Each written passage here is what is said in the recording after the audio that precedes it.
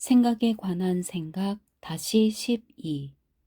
데니얼 카너먼 지음 이장신 옮김 4부 선택 25. 베르누이 오류 1970년대 초 어느 날 아모스는 내게 등사기로 찍은 논문을 건네주었다.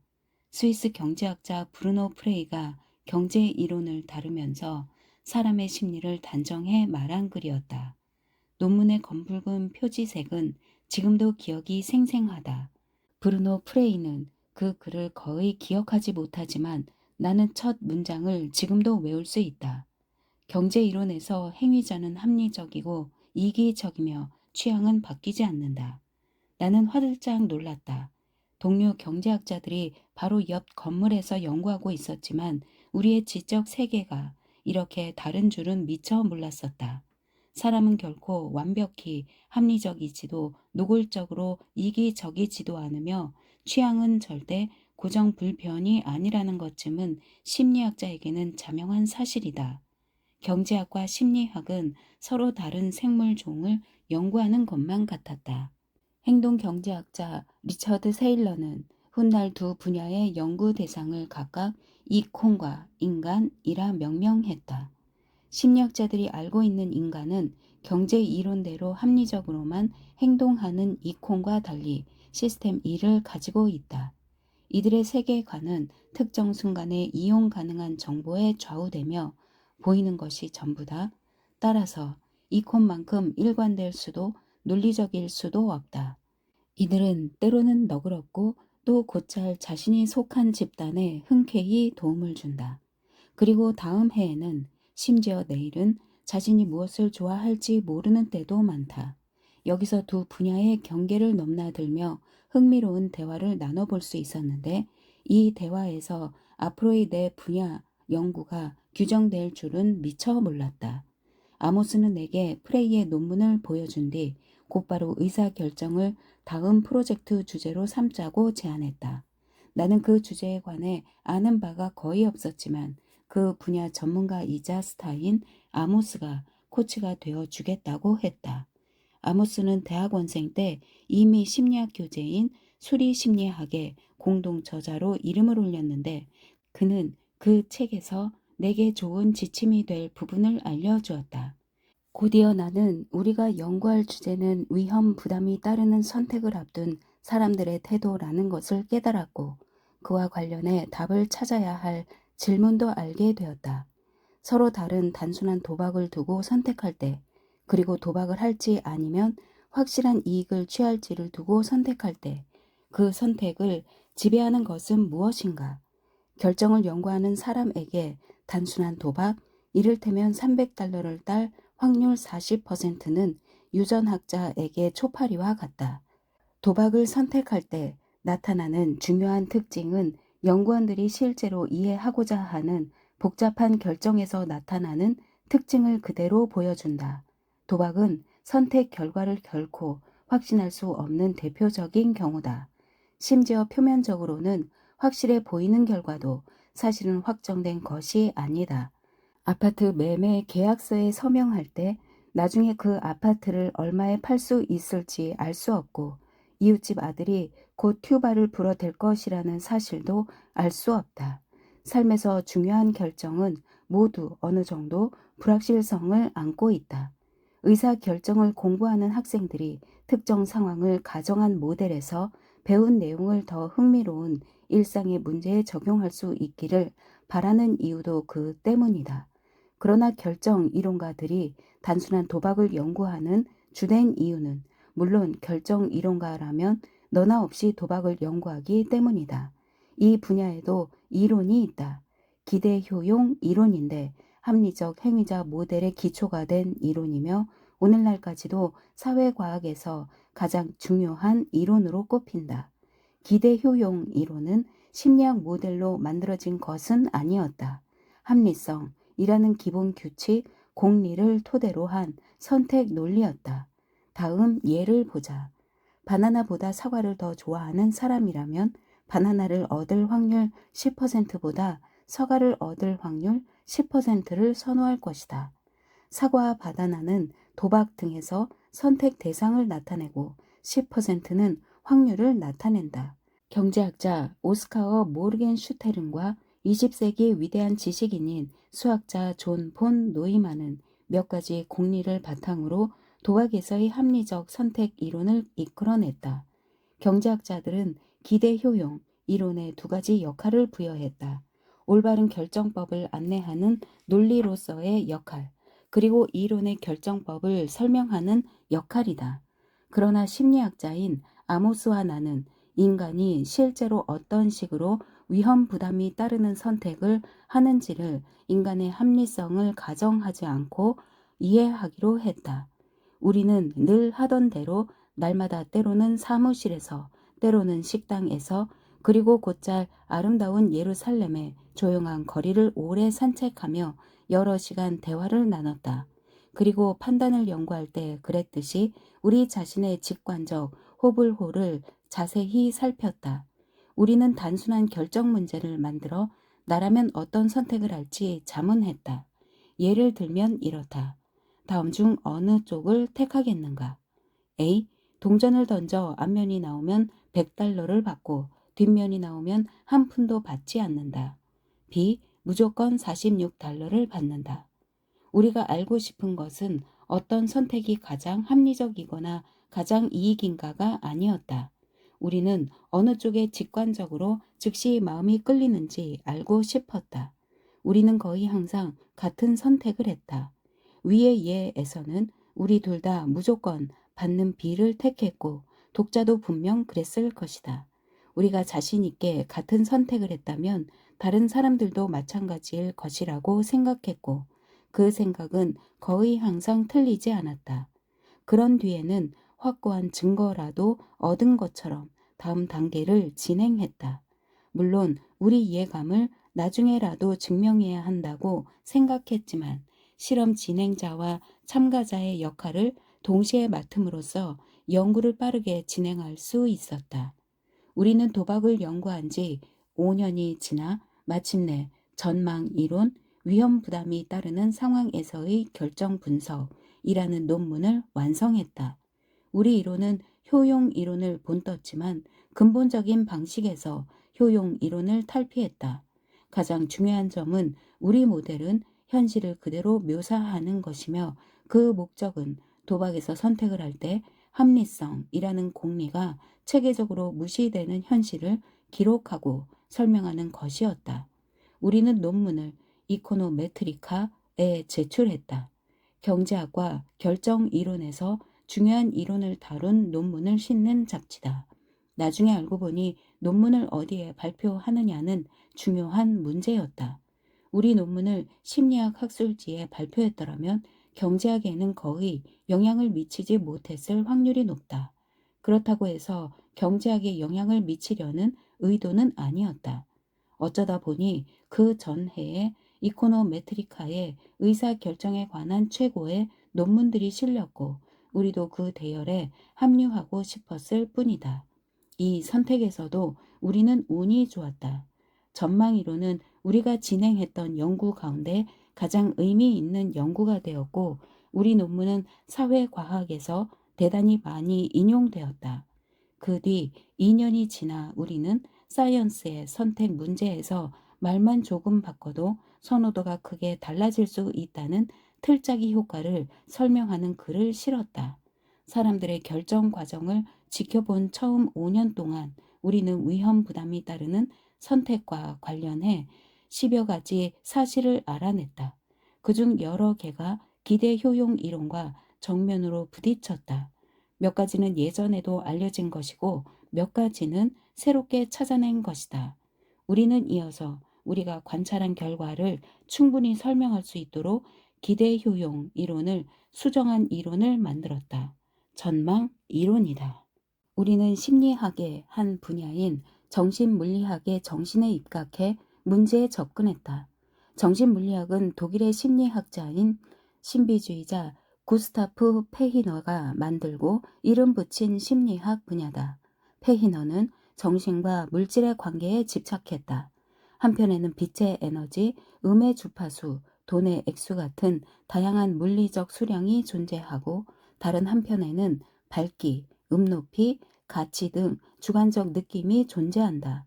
희한하게도 물리적 수량이 바뀌면 주관적 느낌의 색이나 질도 달라진다.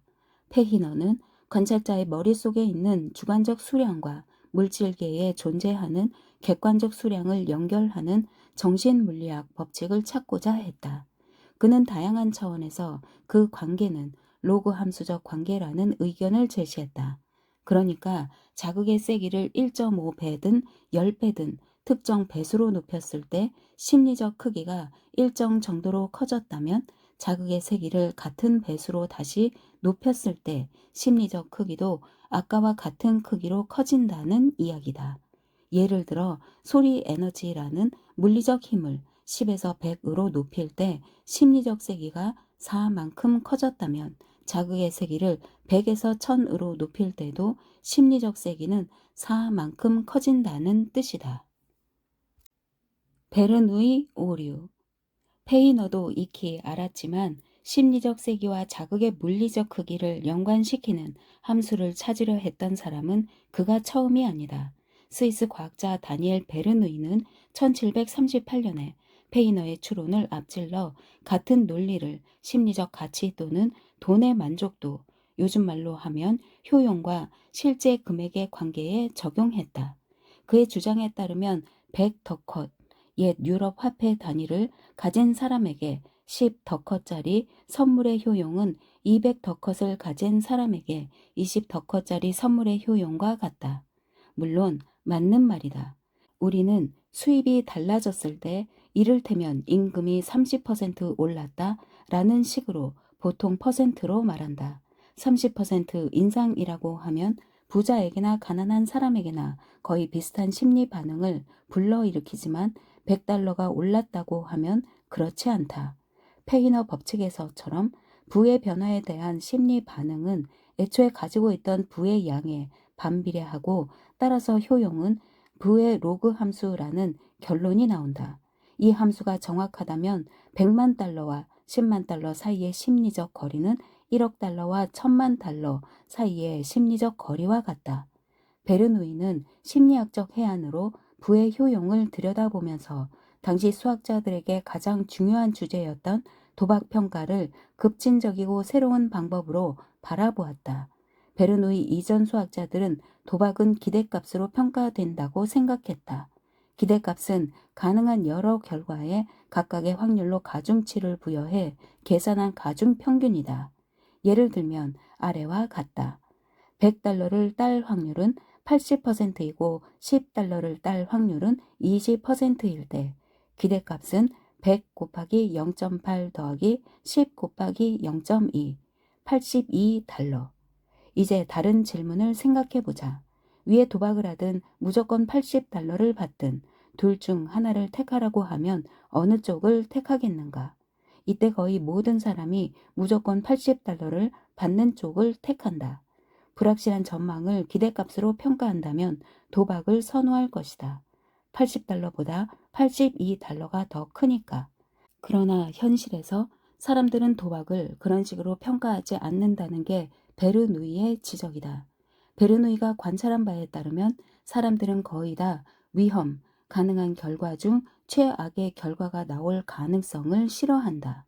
도박을 할지 도박의 기대값과 같은 금액을 무조건 받을지를 선택하라고 하면 무조건 받는 쪽을 택할 것이다. 실제로 위험을 회피하는 사람들은 무조건 받는 액수가 기대값보다 적어도 무조건 받는 쪽을 택하는데 불확실성을 피하려고 웃돈을 내는 셈이다. 이처럼 베르누이는 페이너보다 100년 전에 정신물리학을 만들어 위험 회피를 설명했다. 베르누이의 생각은 간단 명료했다. 사람들의 선택은 금액 가치가 아니라 결과에 대한 심리적 가치, 즉 효용을 기초로 한다는 것이다. 따라서 도박의 심리적 가치는 받을 수 있는 금액의 가중평균이 아니라 확률로 가중평가한 결과의 효용의 평균이다. 표 3은 베르누이가 계산한 효용 함수다. 부가 100만에서 1000만까지 변할 때 각각의 효용을 나타낸다. 부가 100만일 때 100만을 더하면 효용이 20 커지지만 부가 900만일 때 100만을 더하면 효용은 고작 4 커진다. 베르누이는 도박의 기대값과 동일하거나 그보다 약간 적은 액수라도 무조건 받는 것을 선호하는 일반적인 위험 회피 현상을 부의 한계가치 감소로 설명할 수 있다고 주장했다. 표 3의 효용을 기준으로 아래 선택을 보자. 100만을 받을 가능성과 700만을 받을 가능성은 50대 50이다. 효용 10 곱하기 0.5 더하기 84 곱하기 0.5는 47. 400만을 무조건 받는다. 효용 60. 도박의 기대값과 무조건 받는 금액은 400만으로 같지만 부의 효용 감소 탓에 두 가지 선택의 심리적 효용은 다르다. 부가 100만에서 400만으로 300만 늘면 효용은 50 늘지만 같은 300만이라도 400만에서 700만으로 늘면 효용은 고작 24 늘어난다. 위에서 도박의 효용은 47이고 400만의 효용은 60이다. 60이 47보다 크니까 이 효용 함수에 따라 사람들은 무조건 400만을 받으려 할 것이다. 부의 한계 효용이 줄어들 때 사람들은 위험을 회피하는 쪽을 택한다. 간결하고 탁월한 베르누이의 논문은 경이롭다. 그는 기대 효용, 당시 그의 표현으로는 개연적 기대라는 새로운 개념을 이용해 상트페테르부르크의 한 상인이 암스테르담에서 향신료를 싣고 오는 선박에 웃돈으로 얼마를 기꺼이 지불할지 계산했다. 단 이 상인은 당시 암스테르담에서 페테르부르크에 도착하는 선박 100척 중에 5척꼴로 실종된다는 사실을 잘 알고 있었다. 베르누이는 가난한 사람은 왜 보험을 들고 부자는 왜 그들에게 보험을 파는지를 효용함수로 설명했다. 앞의 표에서 볼 수 있듯이 1000만을 가진 사람이 100만을 잃는다면 효용으로 치면 4, 100에서 96을 잃는 셈이고 300만을 가진 사람이 100만을 잃는다면 그보다 훨씬 큰 효용 18, 48에서 30을 잃는 셈이다. 가난한 사람은 기꺼이 웃돈을 지불하고 위험 부담을 부자에게 넘기는데 이것이 바로 보험이다. 베르누이는 기대값이 무한대인 도박이 있어도 사람들은 거기에 돈을 많이 쓰지 않는다는 유명한 상트페테르부르크 역설 애도 해법을 제시한다. 사람들이 위험을 다루는 방식을 부의 선호도를 기준으로 분석한 베르누이의 방법은 대단히 인상적이고 세월이 흘러도 여전히 유효해서 거의 300년이 지난 지금도 경제 분석에 활용된다. 그런데 베르누이 이론에 심각한 결함이 있다는 걸 생각하면 베르누이 이론이 오래 지속되는 것이 더욱 놀랍다. 어떤 이론의 오류는 대개 그것이 드러내놓고 주장하는 내용보다는 그 이론이 간과하거나 암묵적으로 단정한 것에 숨어 있다. 이를테면 다음 시나리오를 보자. 오늘 잭과 질의 부는 각각 500만이다. 어제 잭의 부는 100만, 질의 부는 900만이었다. 둘 다 똑같이 행복할까? 둘 다 똑같은 효용을 가지고 있을까? 베르누이 이론은 부의 효용을 사람들을 행복하게 하는 것이라고 규정한다. 잭과 질은 현재 부가 같으니 베르누이 이론대로라면 둘 다 똑같이 행복해야 한다. 하지만 오늘 잭은 마냥 들떠있고 질은 낙심해 있다는 것쯤은 심리학자가 아니어도 얼마든지 알 수 있다. 설령 오늘 잭은 200만 밖에 없고 질은 500만이 있다 해도 잭이 질보다 훨씬 더 기쁠 것이다. 따라서 베르누이 이론은 틀린 게 분명하다. 잭과 질이 느끼는 행복은 두 사람이 가지고 있던 부, 잭은 100만, 질은 900만을 기준 삼아 최근에 그것이 어떻게 변했는가로 결정된다. 이 같은 상대적 비교는 무언가를 느끼거나 인지할 때 늘 나타난다. 똑같은 소리도 그것을 속삭이는 소리로 감지했는지 으르렁거리는 소리로 감지했는지에 따라 매우 크게 들리기도 하고 아주 희미하게 들리기도 한다. 주관적으로 느끼는 소리 크기를 예상하려면 그 소리의 절대적 세기를 아는 것만으로는 부족하다. 그때그때 그것과 비교되는 기준 소리도 알아야 한다. 마찬가지로 종이에 있는 회색 부분이 어둡게 보일지 밝게 보일지를 예상하려면 배경부터 알아야 한다. 그리고 일정량의 부의 효용을 예상하려면 비교 기준부터 알아야 한다. 베르누이 이론이 놓친 부분을 보여주는 또 하나의 예로 아래 앤서니와 베티를 보자. 앤서니의 현재 부는 100만이다. 베티의 현재 부는 400만이다. 두 사람은 현재의 부를 걸고 도박을 할지 무조건 돈을 받을지 선택해야 한다. 도박, 100만을 받을 가능성과 400만을 받을 가능성은 50대 50이다. 무조건 받기, 무조건 200만을 받는다. 베르누이의 설명에 따르면 앤서니와 베티 앞에 놓인 선택은 똑같다. 예상되는 두 사람의 부는 도박을 한다면 250만이고 무조건 돈을 받기로 한다면 200만이다. 따라서 베르누이는 앤서니와 베티가 같은 선택을 하리라고 예상하겠지만 그 예상은 옳지 않다. 베르누이 이론은 여기서 또 한 번 오류가 드러난다. 앤서니와 베티가 선택을 할 때 고려하는 중거점을 반영하지 않았기 때문이다. 앤서니와 베티의 입장에서 생각해 보면 현재의 부가 대단히 중요하다는 것을 금방 알 수 있다. 두 사람은 아래와 같이 생각할 것이다. 앤서니, 현재 부는 100만. 무조건 받는 쪽을 택하면 내 부는 틀림없이 2배가 된다. 몹시 구미가 당긴다. 그렇지 않고 도박을 택하면 내 부가 4배가 될 가능성과 한 푼도 얻지 못할 가능성이 반반이다. 베티, 현재 부는 400만. 무조건 받는 쪽을 택하면 나는 틀림없이 부의 반을 잃는다. 끔찍한 일이다. 그렇지 않고 도박을 택하면 내 부의 4분의 3을 잃을 가능성과 한 푼도 잃지 않을 가능성이 반반이다. 앤서니와 베티는 서로 다른 선택을 할 것이다. 무조건 200만을 받기로 선택하면 앤서니는 기쁘지만 베티는 비참하다. 무조건 돈을 받는 것과 도박에서 최악의 결과의 차이에도 주목하라. 앤서니의 경우 그것은 부가 2배가 되는 것과 한 푼도 얻지 못하는 것의 차이다. 베티의 경우 부의 반을 잃는 것과 부의 4분의 3을 잃는 것의 차이다. 그렇다면 베티는 아주 나쁜 선택만 남은 사람들이 흔히 그러하듯 도박을 할 가능성이 높다. 앞서 말했듯이 앤서니도 베티도 두 가지 선택에 딸린 부의 양을 기준으로 생각하지 않는다.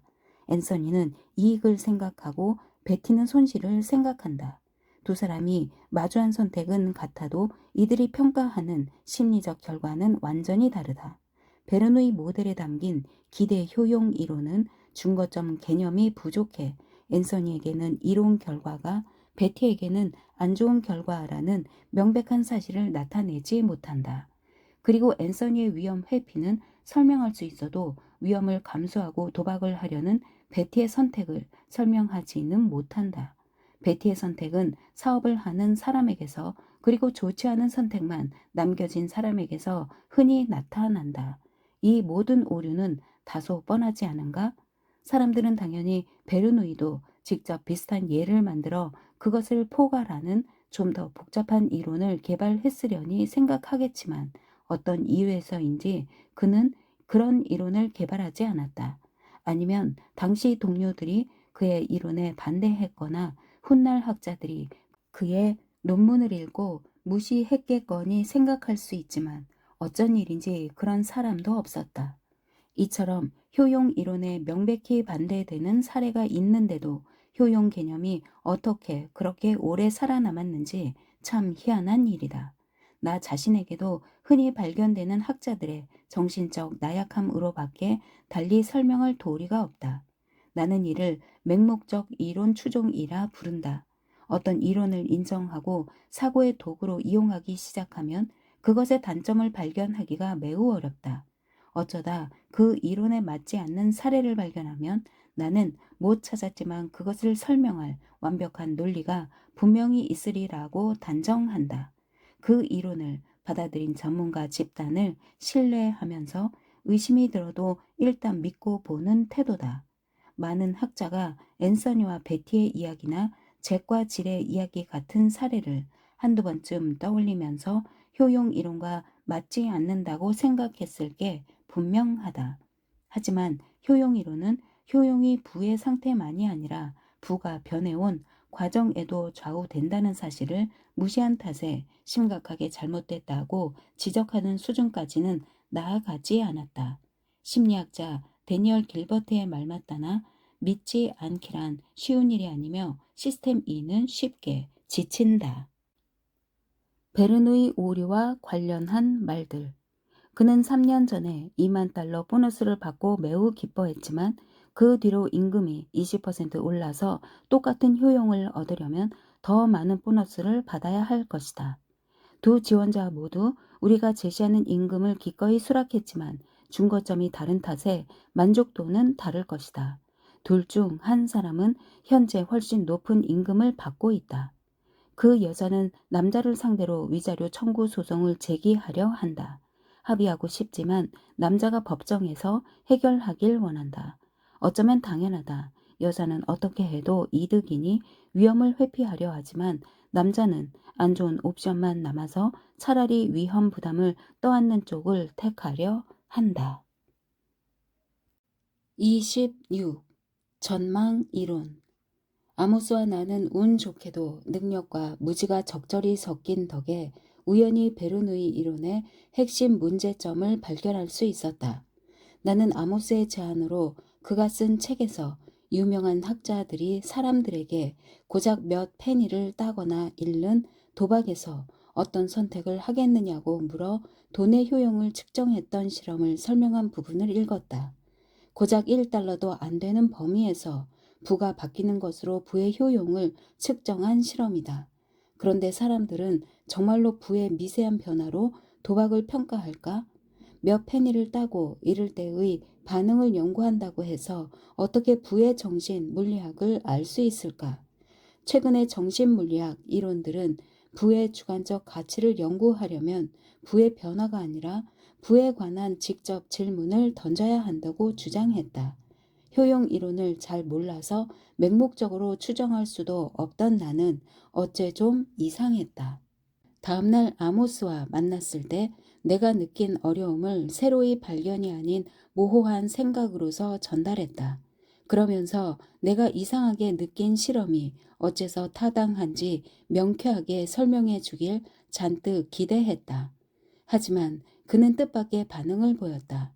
그에게 현대 정신물리학의 타당성 여부가 그 즉시 너무나 분명해졌다. 그는 훗날 금융 분야에서 업적을 인정받아 노벨상을 받은 경제학자 해리 마코위츠가 제안한 효용은 부의 상태보다 부의 변화에 달렸다는 이론을 떠올렸다. 마코위츠의 생각은 약 25년간 통용되었지만 많은 관심을 끌지는 못했다. 그러나 우리는 바로 이거다 싶었고 우리가 만들 이론은 결과를 부의 상태가 아니라 이익과 손실로 따질 것이라고 재빨리 결론 내렸다. 우리는 지각에 대해서는 잘 알고 있었지만 결정 이론에는 무지했는데 오히려 그 덕에 연구가 한 단계 크게 발전할 수 있었다. 우리는 곧 심각한 맹목적 이론 추종을 극복했다는 걸 알게 되었다. 예전에 우리가 거부했던 생각이 이제는 틀렸을 뿐 아니라 터무니없어 보였기 때문이다. 우리는 현재의 부를 몇만 달러 범위에서 평가할 수 없다는 사실을 깨닫고 기뻤다. 그렇다면 부의 효용 탓에 작은 변화에도 태도가 달라진다는 생각은 이제 옹호할 수 없을 것 같았다. 뻔한 사실을 그토록 오래 눈치채지 못한 원인을 더 이상 재구성할 수 없다면 이론이 발전했다는 뜻일 것이다. 그럼에도 우리가 결과를 이익과 손실로 따지는 것의 의미를 탐색하는 데는 여러 해가 걸렸다. 효용 이론에서 이익 효용은 두 가지 부의 상태를 놓고 그 효용을 비교해 평가한다. 예를 들어 부가 100만 달러인 사람이 추가로 500달러를 얻었을 때의 효용은 100만 500달러의 효용과 100만 달러의 효용의 차이다. 그리고 부가 100만 500달러라면 500달러를 잃을 때의 비효용 역시 두 가지 상태의 부의 효용 차이다. 효용 이론에서 이익 효용과 손실 효용은 플러스와 마이너스만 다를 뿐이다. 500달러를 잃었을 때의 비효용이 500달러를 얻었을 때의 효용보다 클 수 있다는 엄연히 존재하는 사실을 표현할 길이 없다. 이론을 맹목적으로 추정하다 보면 그럴 수 있듯이 이익과 손실에서 나타날 수 있는 차이는 예상된 적도 연구된 적도 없다. 이익과 손실의 구별은 중요하지 않다고 단정했고 따라서 그것을 연구할 이유도 없었다. 아모스와 나는 우리가 부의 변화에 초점을 맞춤으로써 새로운 주제를 탐구할 길을 열었다는 사실을 금방 깨닫지는 못했다. 우리는 주로 승산이 높은 도박과 낮은 도박의 차이에만 관심을 가졌다. 그러던 어느 날 아모스가 지나가는 말처럼 물었다. 손실은 어떨까? 우리는 그 즉시 깨달았다. 우리가 초점을 다른 곳으로 돌리면 우리에게 낯익은 위험 회피가 위험축으로 대체된다는 것을. 아래 문제를 생각해 보자. 문제 1. 다음 중 어느 것을 택하겠는가?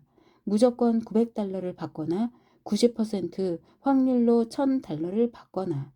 문제 2. 다음 중 어느 것을 택하겠는가? 무조건 900달러를 잃거나 90% 확률로 1000달러를 잃거나. 문제 1에서는 대다수가 위험을 회피하는 성향을 보인다. 900달러를 받는 주관적 가치는 1000달러는 받는 가치의 90%보다 확실히 더 크다. 이 문제에서 위험 회피 선택을 해도 베르누이에게는 놀랄 게 없다. 이제 문제 2를 보자. 여기서는 대부분의 사람이 도박을 택한다. 이때 위험 추구 선택은 문제 1에서 위험 회피와 똑같은 방식으로 설명할 수 있다.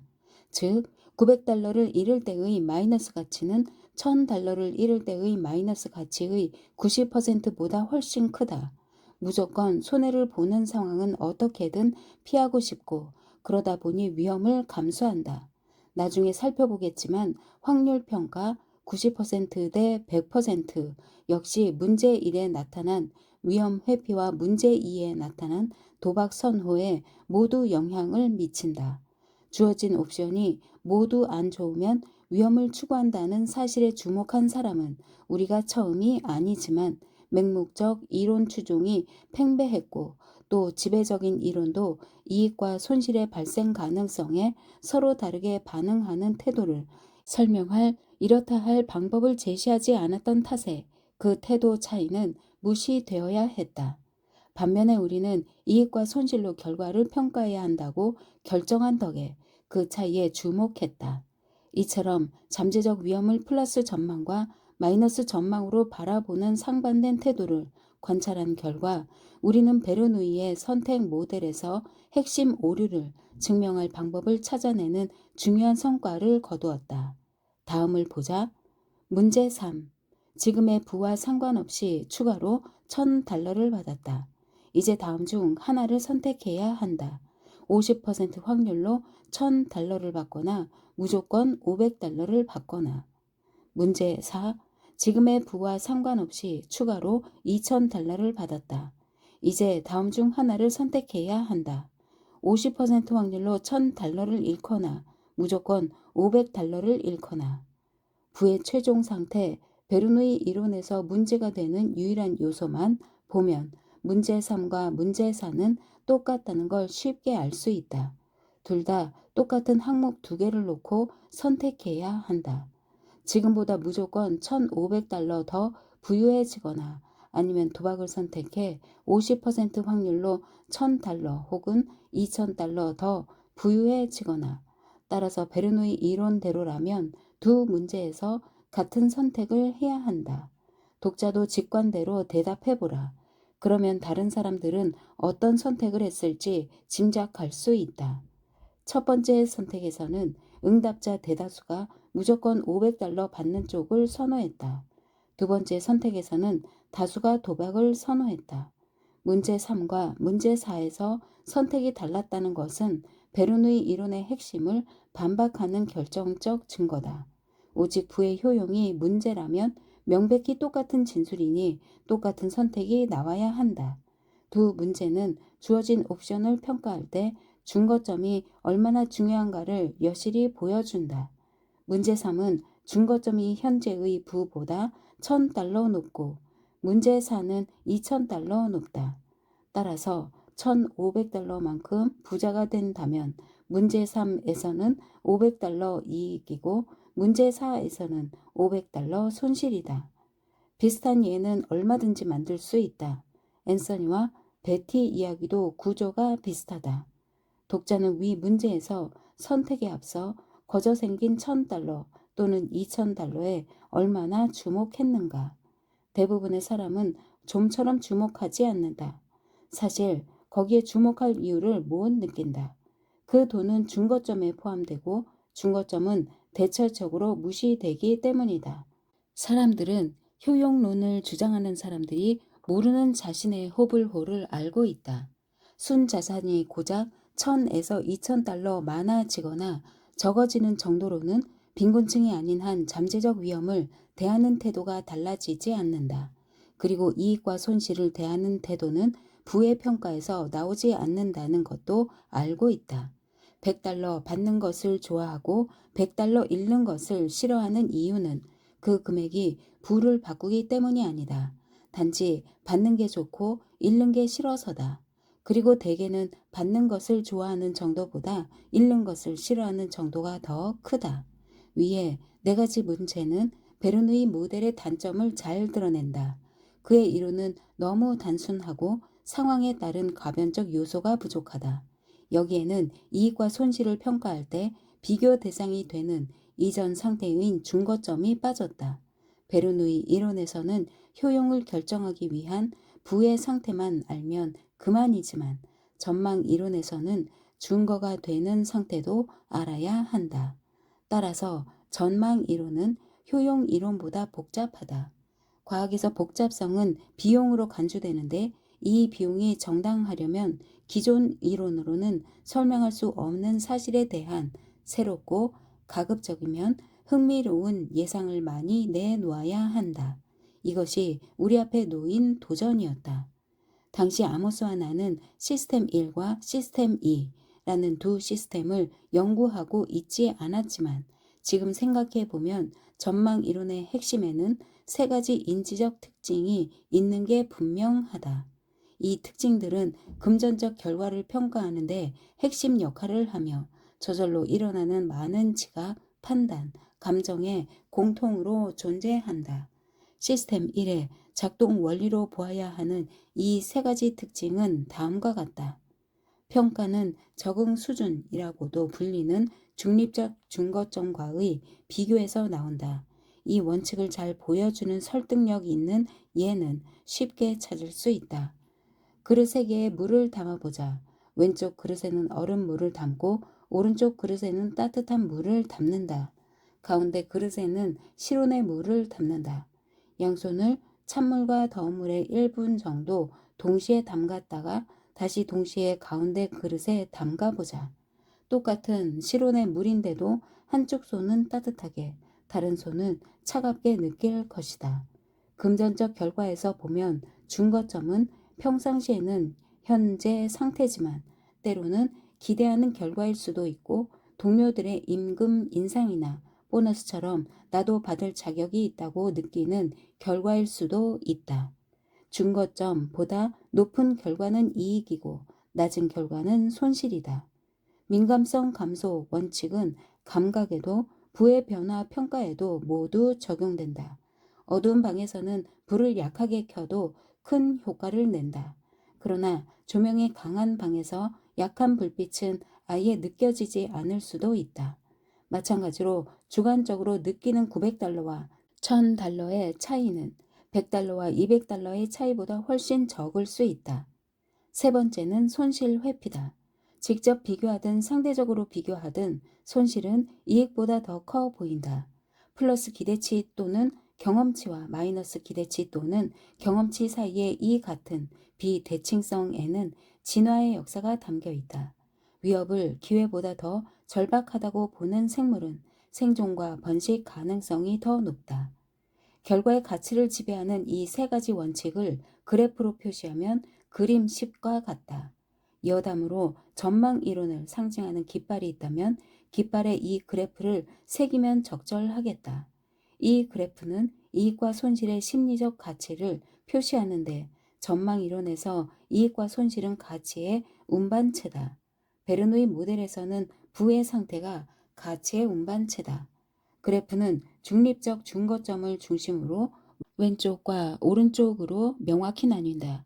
눈에 띄는 특징은 전체적으로 S자 형태를 이룬다는 것인데 이익과 손실의 민감성 감소를 나타낸다. 마지막으로 S자 곡선의 두 부분은 대칭이 아니다. 이 함수의 기울기는 중거점에서 급격하게 바뀐다. 손실에 대한 반응은 같은 금액에 해당하는 이익에 대한 반응보다 더 강하다는 뜻이다. 손실 회피 성향이다. 손실 회피. 우리가 살면서 마주하는 많은 선택은 손실이 생길 위험과 이익을 얻을 기회가 뒤섞여서 도박을 할지 말지 결정해야 한다. 신생 기업을 평가하는 투자자, 소송을 제기할지 망설이는 변호사, 공격을 고려하는 전시 중의 장군, 선거에 출마할지 결정해야 하는 정치인 등이 모두 승리와 패배의 가능성을 마주한다.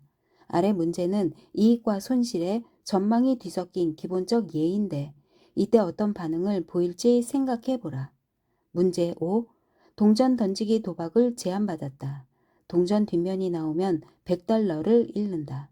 동전 앞면이 나오면 $150를 딴다.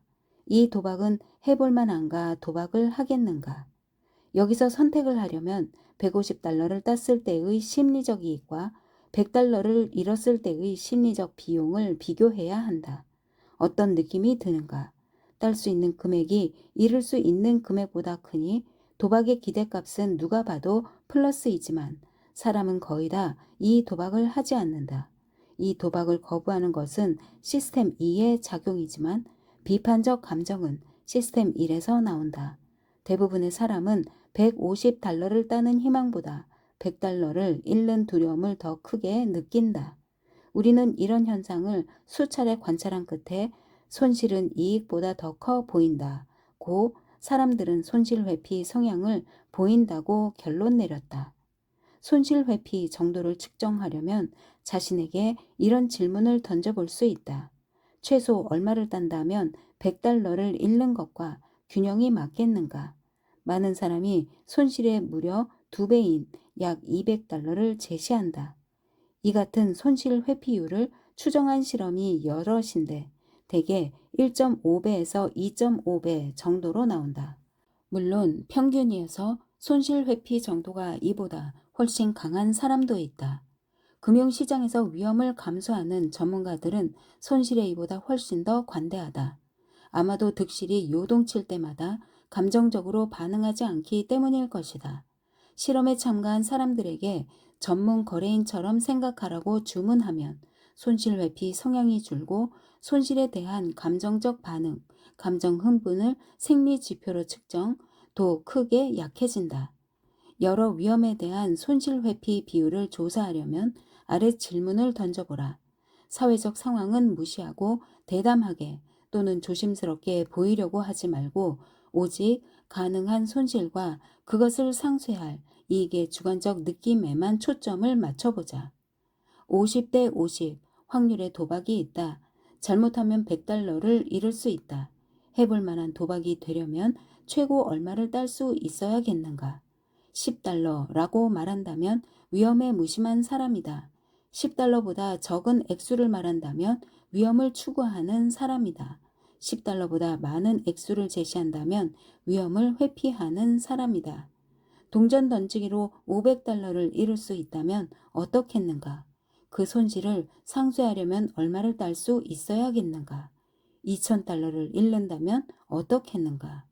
문제에 답을 하다 보면 판돈이 커질수록 손실 회피 개수가 극적으로는 아니어도 점점 커진다는 사실을 알 수 있다. 물론 손실이 파산에 이를 정도로 크거나 생계가 위협받는다면 내기는 그만두어야 한다. 그런 경우에는 손실 회피 개수가 매우 크거나 무한대일 수 있다. 운이 좋으면 수백만 달러를 딸지언정 도저히 받아들일 수 없는 위험도 있는 법이다. 그림식을 잘 보면 흔히 나타나는 혼동을 피할 수 있다. 이번 장에서 다음과 같은 두 가지 주장을 폈는데 이 둘이 모순된다고 느낀 사람도 있을 것이다. 이익과 손실이 뒤섞인 도박에서 손실 회피 성향 탓에 위험을 극도로 회피하는 선택을 한다. 확실한 손실과 확실치는 않지만 그보다 더 큰 손실을 비교해야 하는 안 좋은 옵션만 있을 때는 민감한 감소 성향 탓에 위험 부담을 떠안는 선택을 한다. 여기에는 모순이 없다. 이익과 손실이 뒤섞인 경우에 손실은 이익보다 2배는 커 보이는데 손실과 이익의 가치 함수에서 곡선의 기울기를 비교하면 알 수 있다.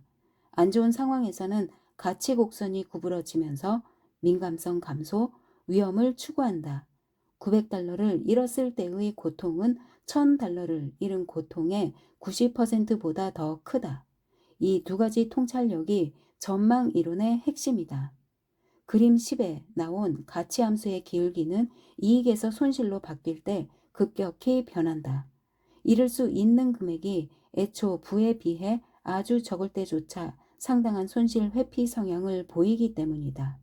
부의 상태를 대하는 태도가 작은 위험도 극도로 회피하는 성향을 설명할 수 있을까?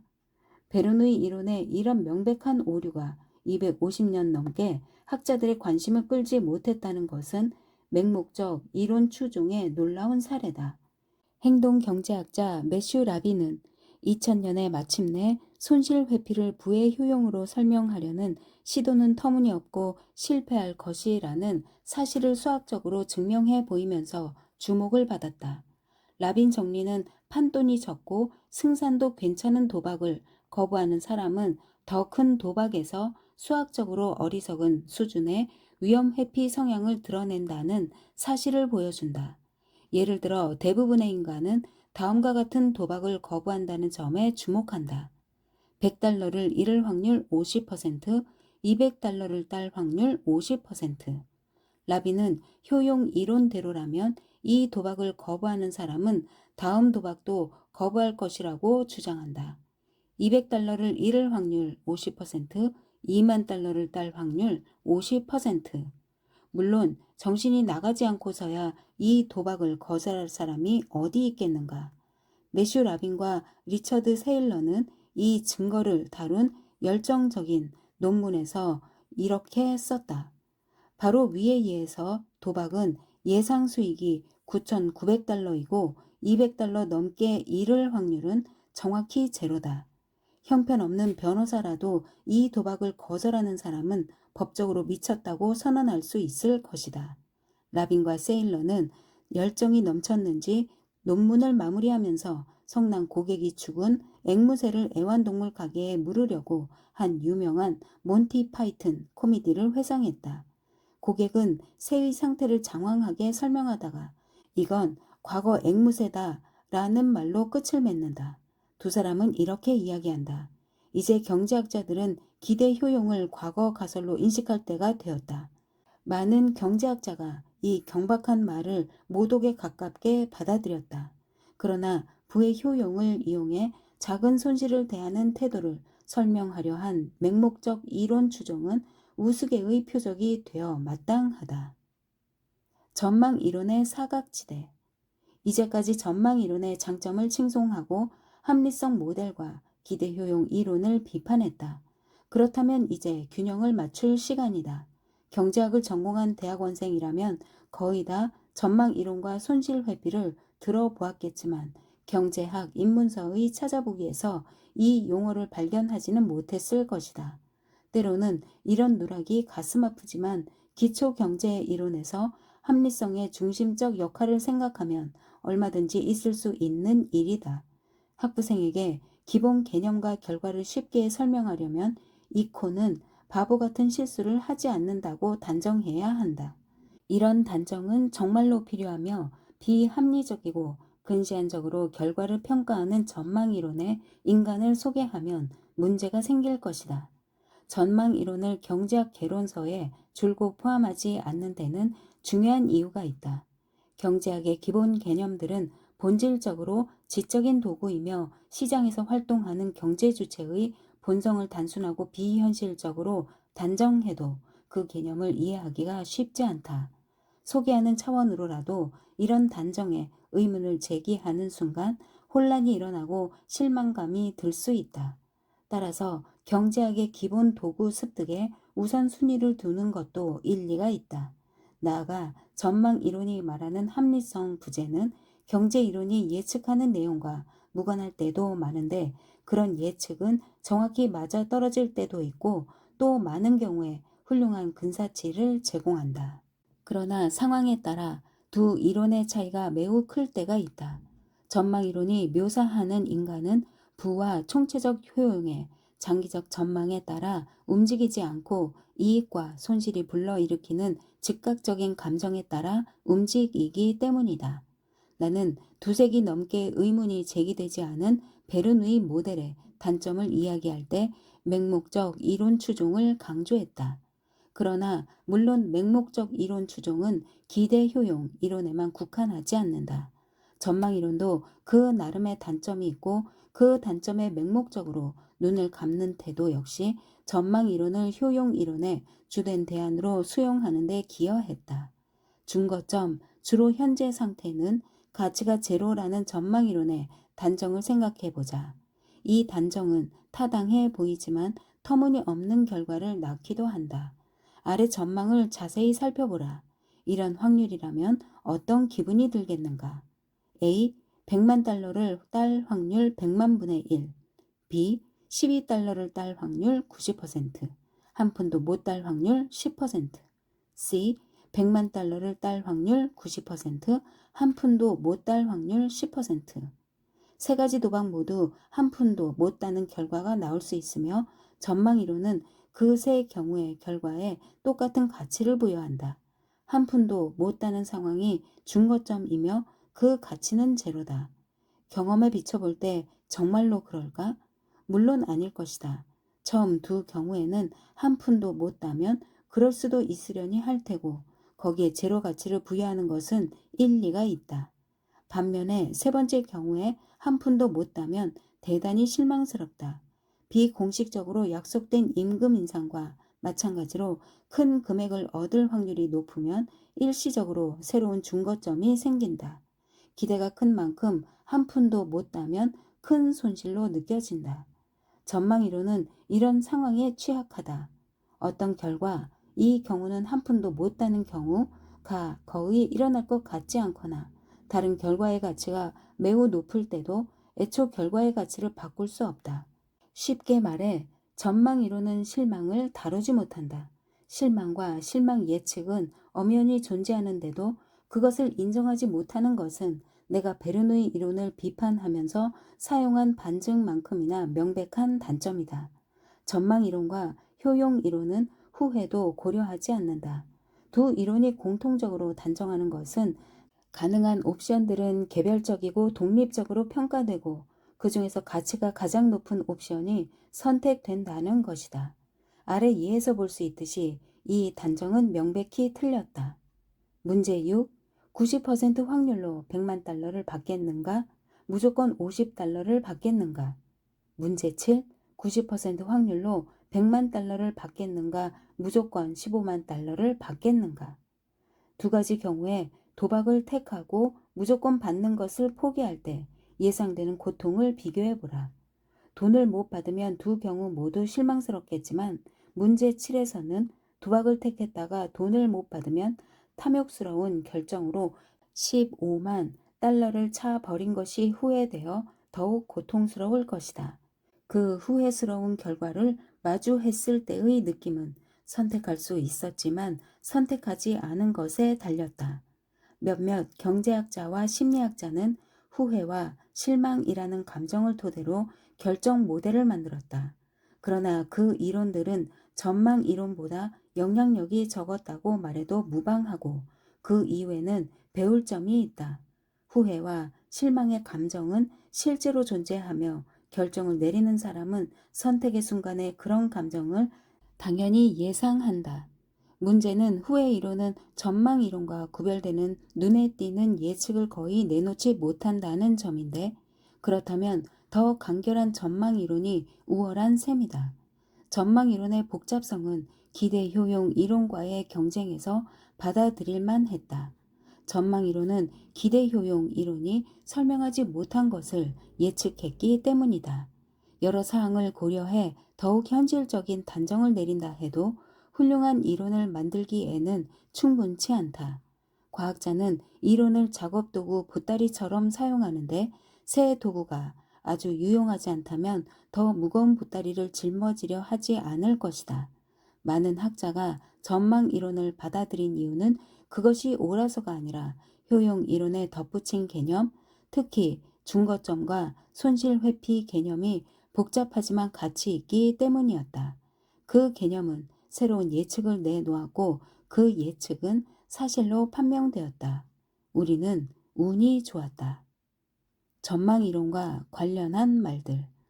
그는 극단적인 손실 회피 성향이 있어 꽤 괜찮은 기회마저 차버린다. 돈도 많은 그가 사소한 이익과 손실에 감정적으로 반응하는 게 말도 안 된다. 그는 이익보다 손실의 2배 정도 더 무게를 두는데 일반적인 현상이다.